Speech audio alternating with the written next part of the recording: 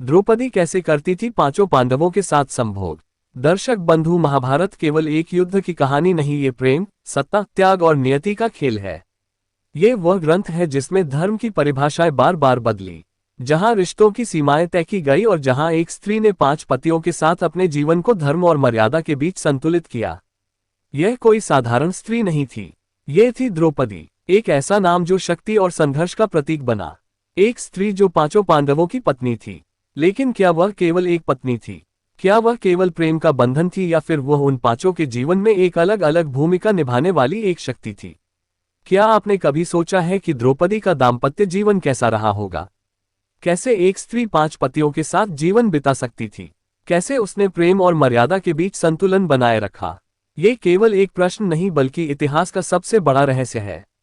एक ऐसा रहस्य जो आज भी महाभारत के पन्नों में छिपा हुआ है। दर्शक बंधु, महाभारत काल की एक अद्भुत कथा के माध्यम से हम एक गढ़ रहस्य का उद्घाटन करेंगे। ये कथा सिर्फ एक कहानी नहीं, बल्कि नियति के जटिल खेल को समझने की कुंजी है। आखिर क्यों महाबली पांडवों की महारानी द्रौपदी को 5 पतियों के साथ विवाह का भाग्य प्राप्त हुआ? क्या ये सिर्फ भगवान का विधान था, या इसके पीछे छिपी थी किसी ब्राह्मण के श्राप की कथा? आज हम इस रहस्य से पर्दा उठाएंगे।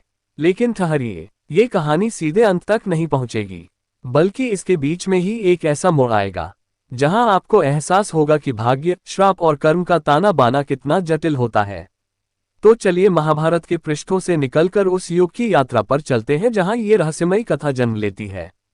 लेकिन आगे बढ़ने से पहले आपको एक महत्वपूर्ण बात बता दें। गरुड़ पुराण में कहा गया है कि कथा हो या शिक्षा, यदि उसे बीच में छोड़ दिया जाए तो वह पाप का भागी बनाता है। इसलिए आपसे विनम्र निवेदन है कि इस कथा को अंत तक अवश्य देखें, और अगर आप सनातनी संस्कृति के सच्चे अनुयायी हैं तो इस वीडियो को लाइक करें और चैनल को सब्सक्राइब जरूर करें, ताकि सनातन धर्म की अद्भुत कथाएं और गढ़ रहस्य आप तक निरंतर पहुंचते रहे।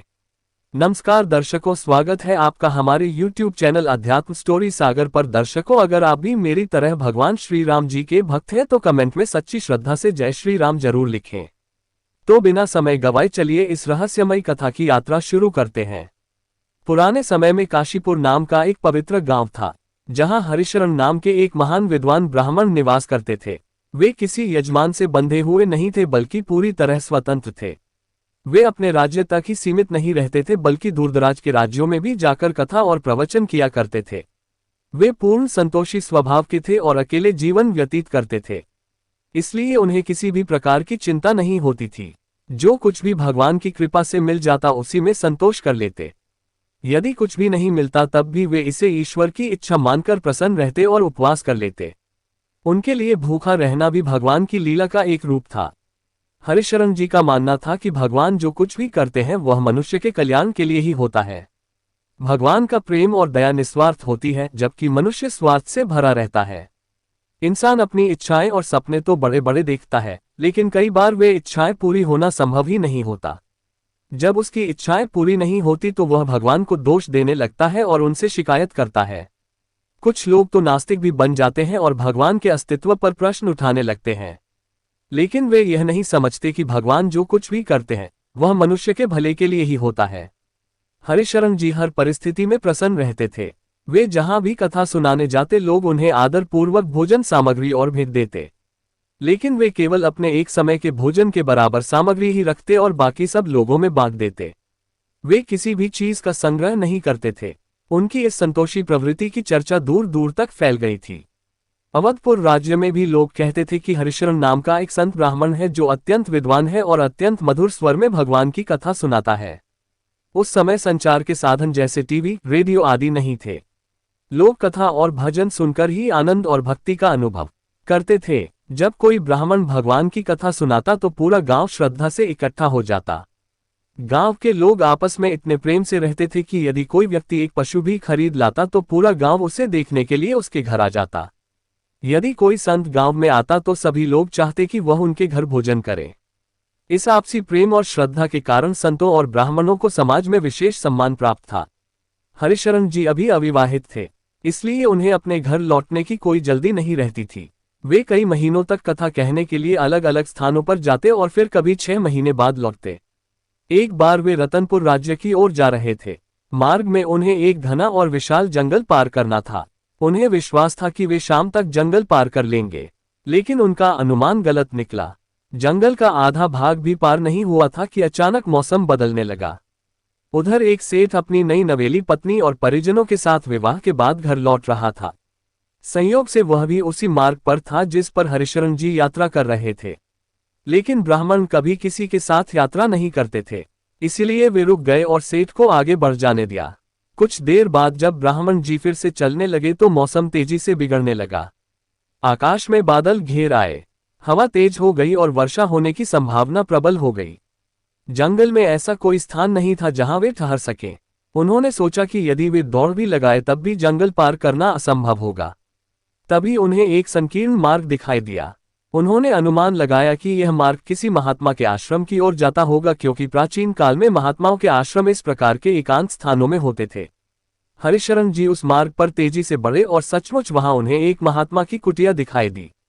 लेकिन वहां कोई महात्मा नहीं थे। कुटिया कई महीनों से वीरान पड़ी थी। हालांकि वहां की स्वच्छता देखकर लग रहा था कि पहले वहां कोई संत निवास करते थे। हरिशरण जी को उस कुटिया में स्थायी रूप से नहीं रहना था, बल्कि केवल वर्षा और आंधी से बचना था। यदि रात हो जाती तो वे उसी कुटिया में रात बिताने का विचार कर चुके थे। उधर आसमान में धूल उड़ रही थी जो संकेत दे रही थी कि कुछ ही मिनटों में भयंकर आंधी आने वाली है।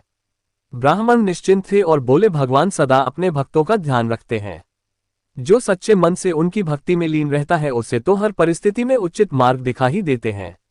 ये तो उनकी कृपा ही है कि आंधी पानी के आने से पहले मुझे सुरक्षित स्थान मिल गया। ब्राह्मण भगवान का नाम जपने लगे। सहसा कुछ ही क्षणों में आंधी और बारिश तेज हो गई। ब्राह्मण को सहसा ख्याल आया, हे प्रभु, मेरे साथ तो आपने भला कर दिया, पर उस सेठ का क्या हुआ होगा? वह अपनी नवविवाहित पत्नी और परिवार के साथ जंगल के बीच में था। इस आंधी और बारिश में वे तो पूरी तरह भीग गए होंगे। सबसे अधिक कष्ट तो उस स्त्री को हो रहा होगा। वह तो इस भीषण वर्षा को सहन भी नहीं कर पाएगी।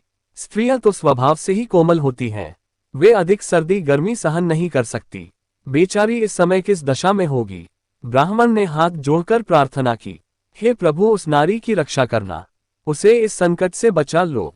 तुम सदा दीन दुखियों के सहायक रहे हो, अपनी दया दृष्टि बनाए रखना। आंधी इतनी तेज थी कि आसपास के पेड़ टूटकर गिरने लगे। उनकी टहनियां हवा में रुई की तरह उड़ रही थी। ऐसा लग रहा था कि कोई भी व्यक्ति यदि खुले में खड़ा रहेगा तो वह आंधी की दिशा में उड़ जाएगा। ब्राह्मण को सेठ या उसके परिवारजनों की चिंता नहीं थी। उनकी चिंता केवल उस अबला स्त्री को लेकर थी। स्त्री तो निश्चय ही इस आंधी पानी में जीवित नहीं बच पाएगी। यदि सेठ और उसके परिजन स्वयं को नहीं बचा पाएंगे तो वे उस स्त्री की रक्षा कैसे करेंगे?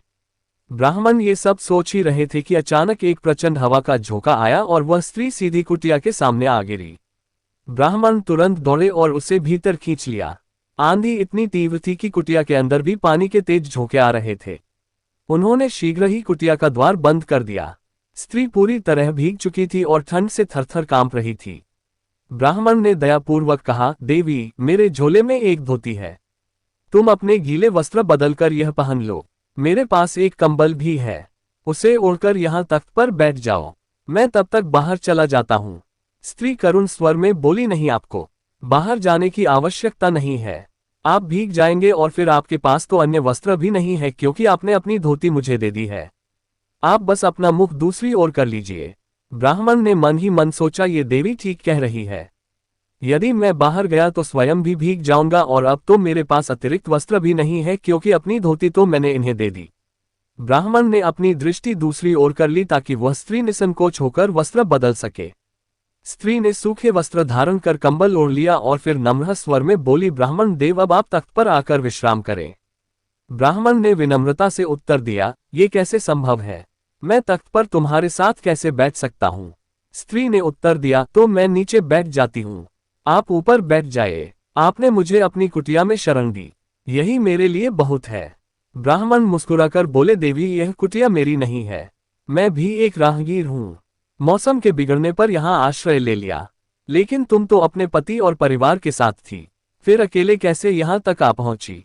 स्त्री ने गहरी सांस ली और बोली, जब आंधी आई तो मेरे स्वजन एक दूसरे का हाथ पकड़कर खड़े हो गए, लेकिन मेरा हाथ किसी ने नहीं पकड़ा। फिर तेज हवा के झोंके ने मुझे यहाँ तक पहुंचा दिया। भगवान की कृपा से मैं इस सुरक्षित स्थान तक आ गई और ईश्वर ने ही मुझे आपकी शरण में भेजा, जो इतने दयालु हैं कि आपने मुझे वस्त्र तक दे दिए। ब्राह्मण ने गंभीर स्वर में कहा, मनुष्य को स्त्री के प्रति हमेशा कोमल और सम्मानपूर्ण व्यवहार रखना चाहिए। स्त्री मात्र स्त्री नहीं, वह देवी का रूप होती है जो सदा पूजनीय है।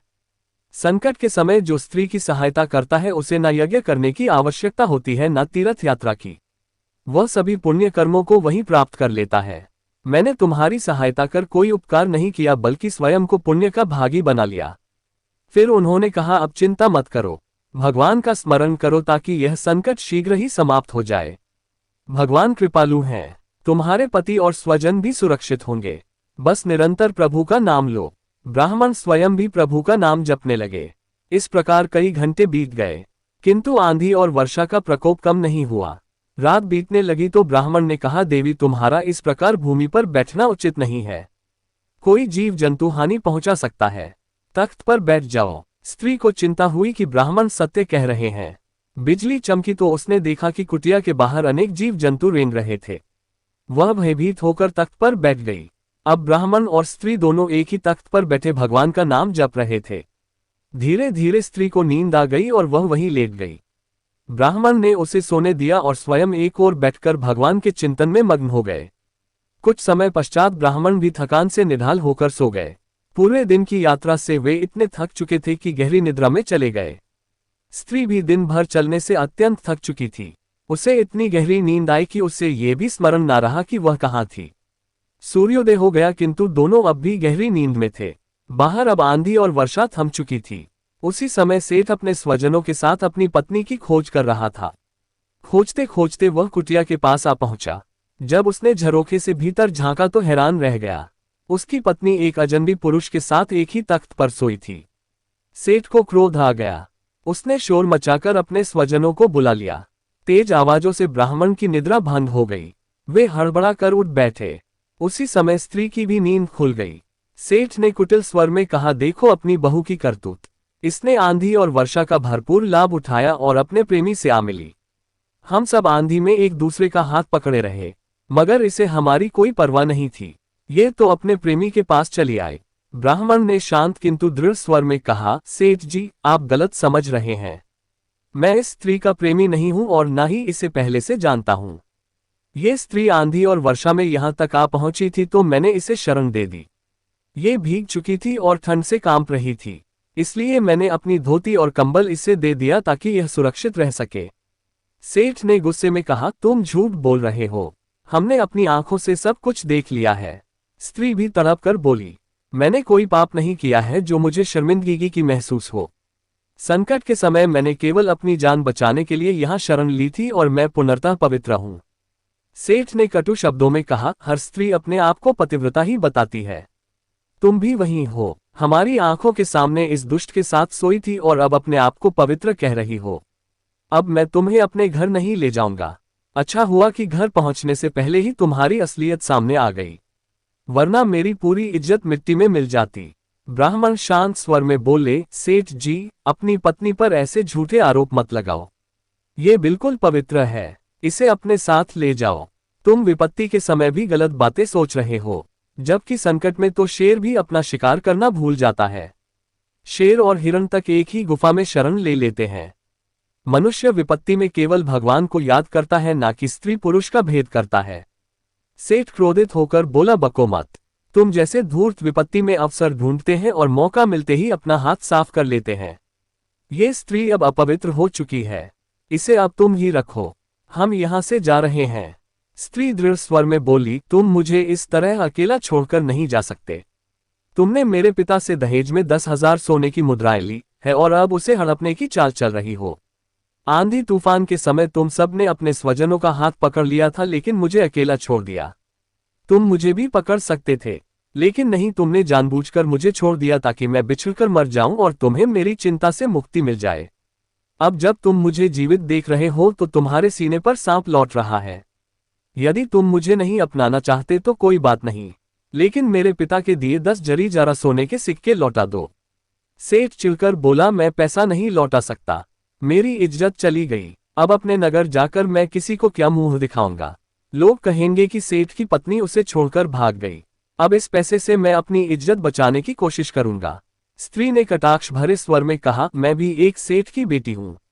इतनी आसानी से तुम्हें अपने पिता का धन हड़पने नहीं दूंगी। समय रहते मुझे समझ आ गया कि तुम धन के दास हो। अब मैं इस ब्राह्मण के साथ रह लूंगी लेकिन तुम्हारे साथ नहीं जाऊंगी। बस मुझे मेरा धन लौटा दो। ब्राह्मण चिंतित होकर बोले, तुम लोग अपने झगड़े में मुझे क्यों घसीट रहे हो? तुम दोनों आपस में बैठकर इसका समाधान निकालो। सेठ गुस्से से चिल्लाया, अब इसका निर्णय राजा के दरबार में होगा। स्त्री ने तुरंत कहा, मुझे मंजूर है, राजा के दरबार में सब कुछ स्पष्ट हो जाएगा। वहां दूध का दूध और पानी का पानी हो जाएगा। सेठ को यह सुनकर संतोष हुआ। उसने सोचा कि अब तो जीत उसकी ही होगी। सेठ की पकड़ राज दरबार तक थी क्योंकि वह राजा के दरबार को सामान्य आपूर्ति करता था, इसलिए राजा भी उसे महत्व देता था।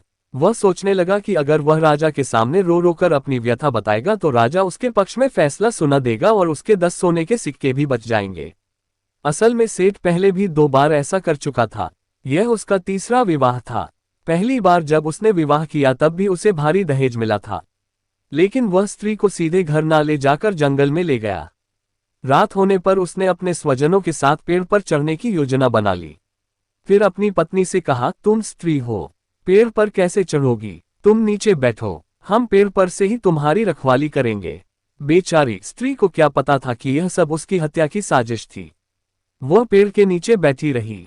आधी रात में एक बाघ आया और उसे उठाकर ले गया। वह बचाओ बचाओ चिल्लाती रही, लेकिन सेठ ने उसकी कोई सहायता नहीं की। जब बाघ उसे लेकर चला गया तो सेठ बहुत खुश हुआ कि चलो स्त्री से मुक्ति मिल गई और उसके दहेज के 2 लाख सोने के सिक्के भी बच गए। सेठ घर लौटकर खूब रोया धोया और विलाप करने लगा कि उसकी पत्नी को बाघ उठा ले गया। लड़की के पिता ने इसे एक दुर्घटना मानकर सेठ पर कोई आरोप नहीं लगाया। कुछ समय बीतने के बाद सेठ ने दूसरी शादी कर ली और इस बार भी उसे दहेज में बहुत धन मिला। सेठ अपनी नई पत्नी को लेकर अपने स्वजनों के साथ जंगल के रास्ते घर लौटने का बहाना बनाकर निकला, लेकिन घर ना जाकर दिन भर उसे जंगल में भटकाता रहा। जब शाम हुई तो उसने अपने स्वजनों के साथ मिलकर निर्दोष स्त्री को एक कुएं में फेंक दिया, जिससे वह डूबकर मर गई।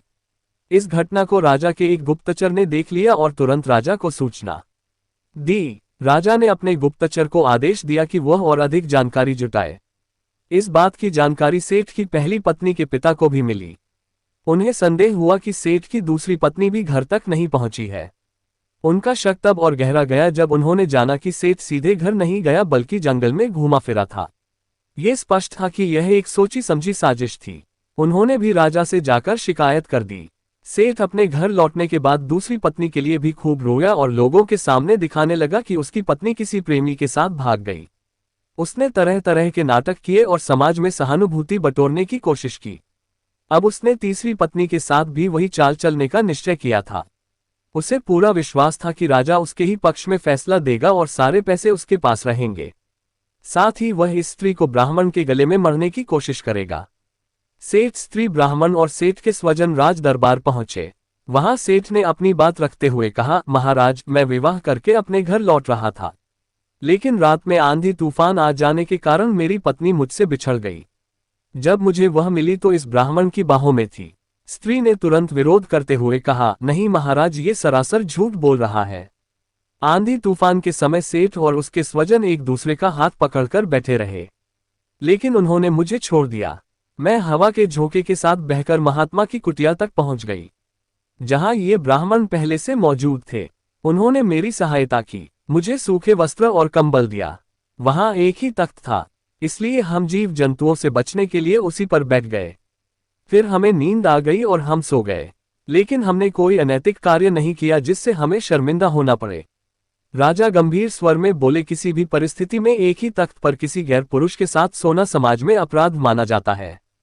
तुम भले ही इस ब्राह्मण से किसी संबंध में ना रही हो, लेकिन अब ये कहना भी कोई नहीं मानेगा कि तुम पुनर्तः पवित्र हो। फिर राजा ने सेठ की ओर मुड़कर कहा, लेकिन इससे पहले मुझे तुमसे एक बात समझनी है। विवाह के बाद तुम सीधे नगर क्यों नहीं गए? जंगल में क्यों भटकते रहे, जबकि नगर तक सीधा मार्ग था? और फिर आंधी तूफान में तुम्हारे स्वजन तुमसे क्यों नहीं बिछड़े? केवल स्त्री ही क्यों बिछड़ी? सेठ झिझकते हुए बोला, महाराज, स्त्री स्वयं भाग गई थी। इसका इस ब्राह्मण से पहले से ही संबंध था। राजा गंभीर स्वर में बोले, चलो मान लेते हैं कि तुम्हारी तीसरी पत्नी के बारे में जो कह रहे हो वह सच है, लेकिन पहले मुझे ये बताओ कि अपनी पहली पत्नी को जंगल में क्यों ले गए थे और वह बाघ जिसने तुम्हारे सभी स्वजनों को छोड़ दिया उसने केवल स्त्री को ही क्यों मारा? क्या उस स्त्री की बाघ से पहले से कोई पहचान थी? राजा ने आगे कहा, अच्छा उसे भी छोड़ देते हैं। अब अपनी दूसरी पत्नी के विषय में बताओ। उसे जंगल में क्यों ले गए थे जबकि उसके गांव और नगर के बीच कोई जंगल था ही नहीं? और जब जंगल में उसका प्रेमी उसे लेकर भागने लगा तब तुम 4 लोग थे। फिर भी तुमने अपनी पत्नी की रक्षा क्यों नहीं की? सेठ को राजा से इस तरह के तीखे सवालों की उम्मीद नहीं थी। वह सोच रहा था कि राजा उसकी मदद करेगा, लेकिन राजा तो पुराने घड़े मुर्दे भी उखाड़कर सामने रख रहे थे। अब सेठ को कोई उत्तर नहीं सूझ रहा था। सच्चाई यही थी कि वह पूरी तरह फंस चुका था। आखिर वह क्या जवाब देता? ये स्पष्ट था कि वह अपनी सभी पत्नियों को जंगल में ही क्यों ले गया और फिर वहां ऐसी घटनाएं क्यों हुई। राजा कठोर स्वर में बोले, सेठ यह व्यापार नहीं है जहां मैं तुम्हारे साथ कोई रियायत करूं। ये न्याय का मामला है और न्याय में मैं किसी प्रकार का समझौता नहीं करता। अब तुम स्वयं अपना अपराध स्वीकार करोगे या मैं तुम्हारे अपराध हूं कहो कि ना हूं। सेठ समझ गया कि अब राजा उसे क्षमा नहीं करेंगे। उसे अपने पापों की सजा मिलेगी और वह फांसी पर चढ़ा दिया जाएगा। वह घुटनों के बल गिरकर रोने लगा। महाराज कृपा करें, मुझे क्षमा करें। मैं लोभ में यहां गया था। मैंने अपनी पहली पत्नी को धोखे से जंगल में ले जाकर बाघ से मरवा दिया। ये सब एक षड्यंत्र के तहत किया था। फिर दूसरी पत्नी को भी मैंने ही कुएं में फेंक दिया और झूठ बोल दिया कि वह अपने प्रेमी के साथ भाग गई। तीसरी को भी मारने के लिए जंगल ले गया था, लेकिन आंधी तूफान आ गया तो उसे वहीं मरने के लिए छोड़ दिया। हमने सोचा था कि वह ठंड और पानी सहन नहीं कर पाएगी और खुद ही मर जाएगी। जब तूफान थमा तो हम उसकी लाश ढूंढने निकले थे, लेकिन वह जीवित मिली और वह भी इस ब्राह्मण के साथ सोई हुई। तब हमें उसे बदनाम करने का एक और मौका मिल गया, लेकिन आपने हमारे पिछले पापों को उजागर कर दिया और हमारी सारी योजनाएं विफल कर दी। महाराज कृपा करें, हमें क्षमा कर दें। स्त्री क्रोध और दुख से चिल्लाई, महाराज आप न्याय करें। इस दुष्ट और इसके परिवार को फांसी पर चढ़ा दें। भगवान का लाख लाख शुक्र है कि मेरी जान बच गई और मैं इस पापी के घर जाने से बच गई। इससे विवाह करके मेरा जीवन नष्ट हो जाता। राजा ने गंभीर स्वर में कहा, सेठ को उसके पूरे परिवार के साथ फांसी पर चढ़ा दिया जाए। ये सभी षड्यंत्रकारी हैं, इनके साथ कोई भी रियायत नहीं की जाएगी।